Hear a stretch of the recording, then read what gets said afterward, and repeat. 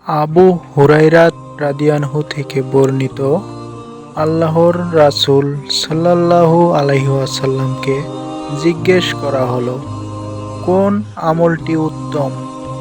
তিনি বললেন, আল্লাহ ও তার রাসূলের উপর বিশ্বাস স্থাপন করা। জিজ্ঞেস করা হলো, অতঃপর কোনটি? তিনি বললেন, আল্লাহর রাস্তায় জিহাদ করা। প্রশ্ন করা হলো, অতঃপর কোনটি? তিনি বললেন, মাকবুল হজ সম্পাদন করা। এই ভিডিওটি ভালো লাগলে একটি লাইক করুন এবং অধিক পরিমাণে শেয়ার করুন।